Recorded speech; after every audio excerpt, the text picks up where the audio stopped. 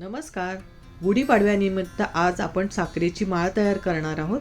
त्यासाठी आप्पे पात्राला तूप लावून घेतलेलं आहे, दोरा भिजवून घेतलेला आहे आणि दोरा अशा प्रकारे आपण ठेवून घ्यायचा आहे आणि मध्यभागी असं चिटकेल अशा प्रकारे ठेवायचं.